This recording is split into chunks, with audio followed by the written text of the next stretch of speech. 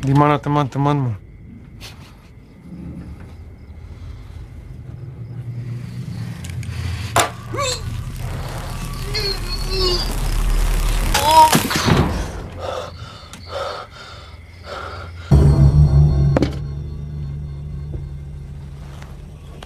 Harung Lakajang! Apakah kamu Harung Lakajang? Ya,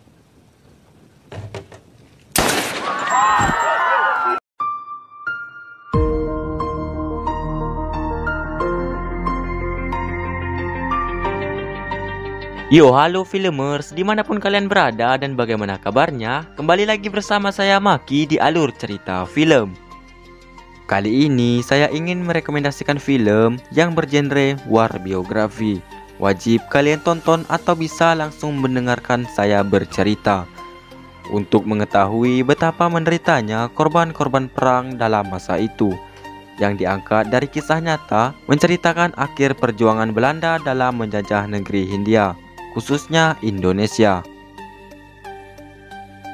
Namun, alangkah baiknya kalau kalian sudi untuk membantu channel ini agar bisa menjadi lebih baik dengan menekan tombol subscribe. Itu adalah apresiasi terbesar dari kalian. Terima kasih. Dan langsung saja, tanpa banyak spoiler di awal, atur posisi yang nyaman, pasang handsfree, siapkan tongsis, dan inilah The East.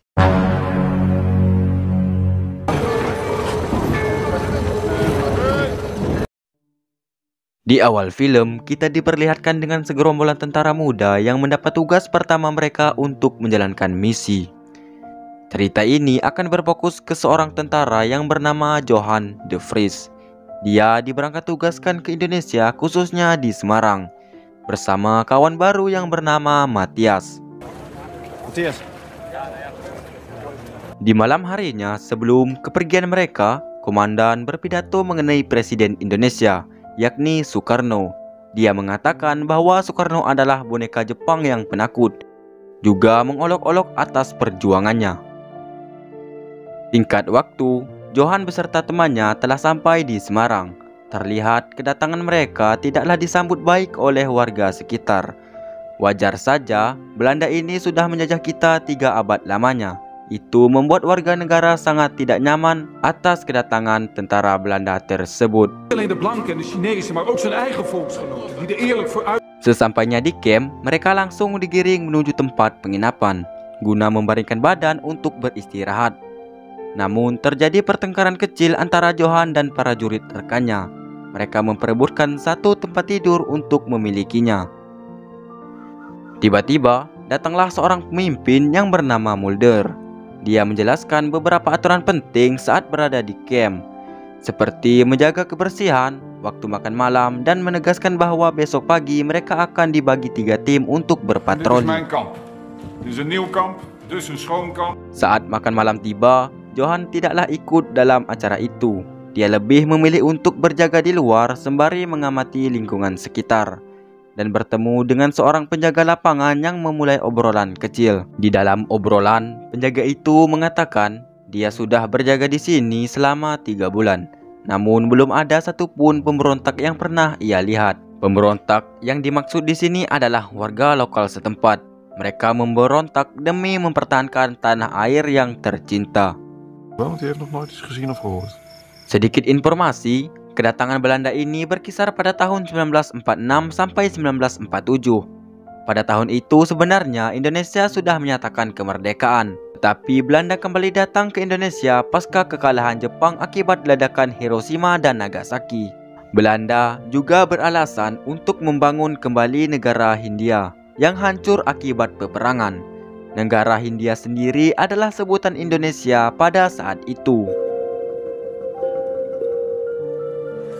Keesokan harinya, mereka memulai berpatroli berjalan menyusuri pemukiman warga, sembari menanyakan apakah ada pemberontak yang berkeliaran di sekitar sini. saya tidak melihat. Namun, tanggapan warga hanya sebatas geleng-geleng kepala, dikarenakan akibat trauma yang mendalam akibat peperangan tersebut. Sesampainya di pedesaan, mereka disambut baik oleh seorang warga sekitar yang menawarkan bantuan minum untuk mereka semua. Di sini tampak seorang warga tersebut memiliki hubungan khusus dengan pasukan Belanda. Kemudian, mereka juga sampai di markas kedua Belanda, serta disambut baik oleh komandan pasukan. Dia menjelaskan bahwa di kampnya belum pernah terjadi penyerangan. Hanya saja terdapat banyak monyet yang mencuri dan berteriak. Tugas pasukan di sini hanyalah menjaga kebun dan berpatroli. Di tengah obrolan, mereka dikejutkan oleh suara tembakan yang terdengar dari luar. Tapi ternyata itu hanyalah tembakan untuk membunuh seekor monyet. Monyet itu pun langsung dipanggang guna mengisi perut mereka dari kelaparan.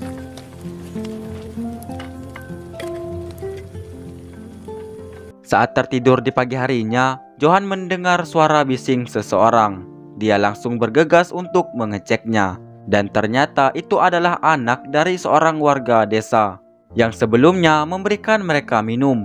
Anak itu memberitahukan informasi kalau di desanya terjadi penyerangan. Akibat dari penyerangan itu, salah satu warga dibunuh serta memajang kepalanya di salah satu kayu yang tajam. Itu adalah peringatan bagi warga negara lokal yang berani membantu dan bekerja sama dengan pasukan Belanda.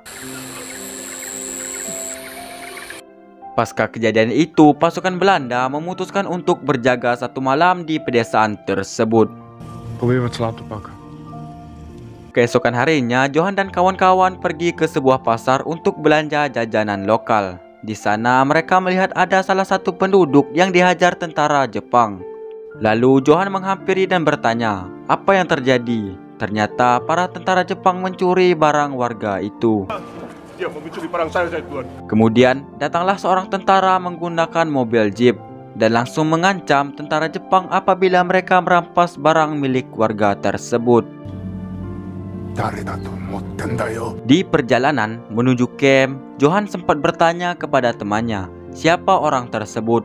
Lalu dia menjawab kalau itu adalah salah satu atasan yang kejam bernama Raymond Westerling, seorang kapten pembantaian. Dia juga tinggal di daerah sini bersama dengan seorang istri yang berkebangsaan Indonesia. Saat di malam harinya, Johan dan ketiga teman pergi untuk bersenang-senang. Mereka menuju salah satu tempat kupu-kupu malam untuk bercinta. Keesokannya mereka kembali untuk berpatroli. Di setelah tugas, mereka juga menyempatkan diri untuk menikmati keindahan alam dan bersenang-senang di bawah curug. Mengingat sudah beberapa hari mereka berpatroli tetapi masih belum pernah terlihat satu pemberontak pun. Perjalanan pun kembali dilanjutkan. Hutan, jalanan tebing sudah mereka lalui. Hingga sampailah mereka di sebuah sungai besar yang mengharuskan semua pasukan untuk menyeberanginya. Saat di tengah sungai, tentara yang bernama Warner membuat lelucon kecil untuk mencairkan suasana menjadi tenang. Lalu tiba-tiba,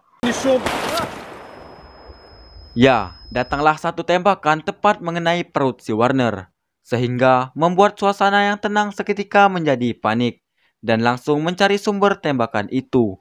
Namun, minimnya tempat strategi mereka memutuskan untuk kembali serta membawa Warner untuk diobati. Tetapi dalamnya bekas tembakan membuatnya tewas saat itu juga. Duka mendalam bagi mereka semua. Pagi harinya di tengah aktivitas, terdengar kalau pemberontak yang menembak Warner berhasil ditangkap. Semua tentara beramaian untuk menyaksikan dan menghajar. Untung saja kekacauan itu segera ditenangkan oleh pemimpin atasan. Setelah semua keadaan kembali tenang, datanglah Komandan Westerling menggunakan mobil jeepnya. Westerling bertugas untuk menginterogasi si pemberontak untuk ditanya mengenai posisi dan tata letak persembunyian mereka. Johan juga membantu atas interogasi tersebut. Mereka berdua menyiksa menggunakan aki mobil yang dirakit untuk menyetrum si pemberontak itu.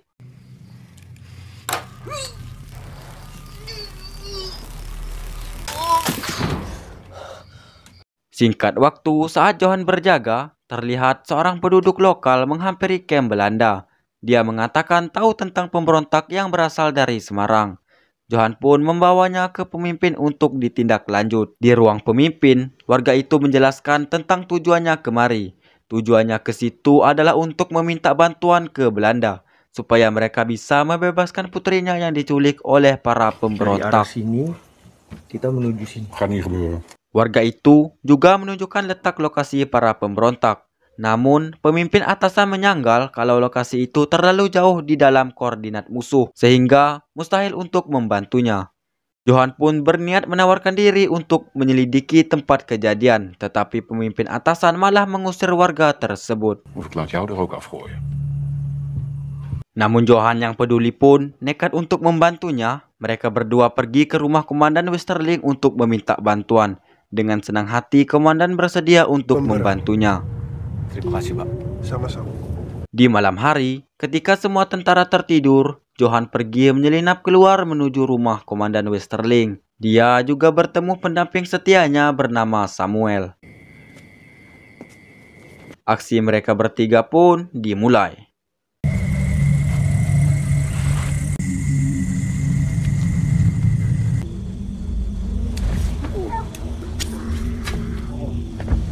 Terlihat kalau Komandan Westerling sangatlah ahli dalam bunuh-membunuh.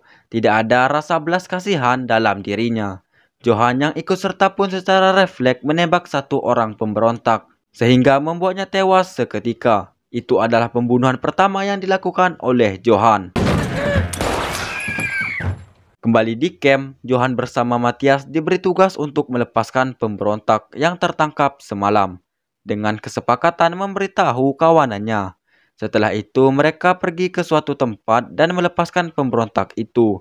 Lalu, Johan mengatakan dia akan menghitung 1-5. Jika pemberontak tidak pergi, Johan akan menembaknya. Pemberontak pun lari dengan sekuat tenaga. Namun, pada hitungan ketiga, Johan melepaskan tembakan, sehingga membuat pemberontak terjatuh dan langsung dieksekusi saat itu juga. Dan sekarang kepribadian Johan agak sedikit berubah. Dia lebih suka bersama Komandan Westerling untuk melakukan beberapa misi di luar perintah negara. Di sela aktivitasnya, Johan menyempatkan diri untuk bertemu wanita penghibur yang bernama Gita. Johan memberikannya sebuah hadiah serta sejumlah uang untuk dipakainya selama 1 minggu. Dia pun menerima pemberian uang itu. Untuk selama seminggu. Malam harinya, Johan bersama Westerling pergi menghadiri acara pesta para orang-orang kaya. Di situ juga diadakan rapat oleh para petinggi pemimpin yang membahas tentang pembentukan para pasukan khusus yang bertujuan untuk melawan terorisme dan pemberontakan yang ada di sana. Petinggi besar pun juga menawarkan jabatan tinggi kepada Westerling sebagai kepala pimpinan pasukan khusus. Dia juga memberikannya kebebasan penuh atas operasi tersebut. Westerling pun dengan senang hati menerima tawaran itu. Esokannya, semua pasukan dikumpulkan untuk memilih para tentara-tentara unggul sebagai anggota pasukan khusus. Mereka semua akan dilatih dalam menghadapi medan seperti bertarung, latihan fisik, mengenali tata letak medan dan beberapa latihan berat lainnya. Westerling juga memberikan hadiah kepada Johan, yakni mengangkatnya menjadi kopral, karena ia bangga atas keberanian serta pengorbanannya dalam menjalankan tugas. Dan memberitahu kalau semua pasukan khusus akan dikirim keluar Pulau Jawa untuk menjalankan beberapa tugas penting dari negara. Gefeliciteerd, Corporaal de Vries. Johan lalu pergi ke rumah Gita untuk sekedar berpamitan bersamanya. Lalu tanpa diduga terdapat seorang lelaki yang berada di rumah itu. Johan yang melihat pun langsung menodongkan senjata serta mengancam untuk menembak pria tersebut. Angkat tangan! Angkat tangan! Ampun, Siapa kamu? Singkat waktu, Johan beserta pasukan sudah berkumpul untuk menunggu jemputan. Di sana, Westerling juga memberikan arahan serta motivasi perjuangan agar apa yang mereka lakukan nanti bukanlah suatu kejahatan, melainkan suatu keadilan. Rond dit tijdstip niet tot aan zijn enkels in het bloed kan... Sesampainya di lokasi, semua pasukan diberi waktu untuk beristirahat. Dan pada esoknya mereka akan mulai menjalankan tugas, yakni menggerebek semua kediaman warga yang diyakini terdapat beberapa perompak di sana. Tibalah mereka di pedesaan dan langsung membuat kekacauan. Semua warga yang tertidur dipaksa untuk berkumpul demi mengetahui orang-orang yang bersama dalam pemberontakan itu.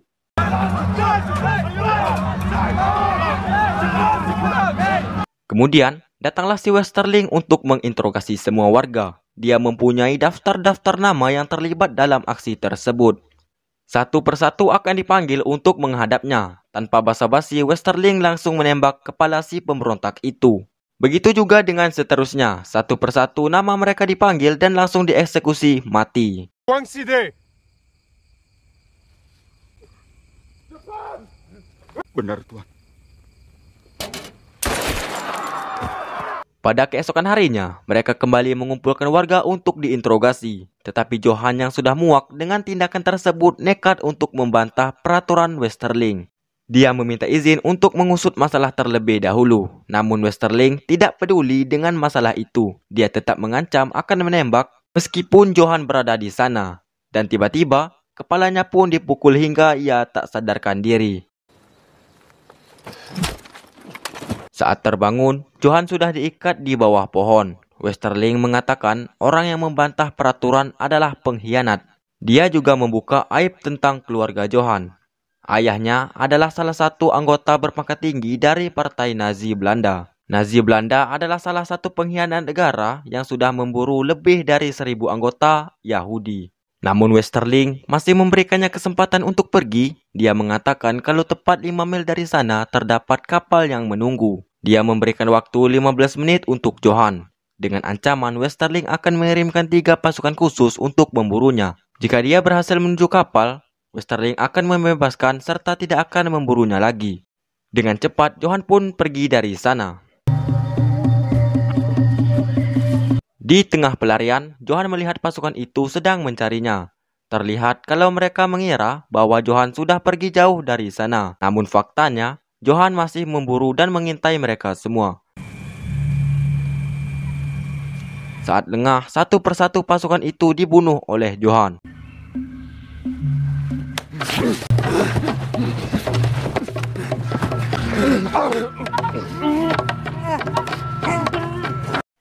Tetapi Johan juga menyisakan satu tentara yang dikarenakan itu adalah sahabatnya sendiri yang bernama Matthias. Dia pun hanya memukul hingga terjatuh pingsan. Kemudian sampailah Johan di pinggiran pantai dan langsung menuju kapal untuk bersembunyi. Lalu datanglah si Westerling dari kegelapan serta menodongkan pistol kepadanya. Westerling mengatakan bahwa hanya Johanlah yang ia beri kesempatan untuk pergi dengan alasan karena Johan sudah banyak membantu serta sering pergi bersamanya. Namun tanpa diduga, Westerling tetap saja menembak Johan. Tetapi sengaja ia tembak tepat di bagian perut, sehingga tidak akan menimbulkan cedera luka yang serius. Di akhir film, kita diperlihatkan dengan selamatnya Johan atas kejadian yang menimpanya. Dan sekarang Johan hanyalah pegawai pabrik biasa. Serta Westerling yang sekarang juga hanyalah seorang musisi yang membawakan banyak acara dalam konsernya. Di sana, Johan juga sempat untuk pergi menonton konser tersebut. Lalu menunggu Westerling dan langsung menembaknya. Serta Johan pun ikut bunuh diri pasca kejadian tersebut. Dan film pun berakhir.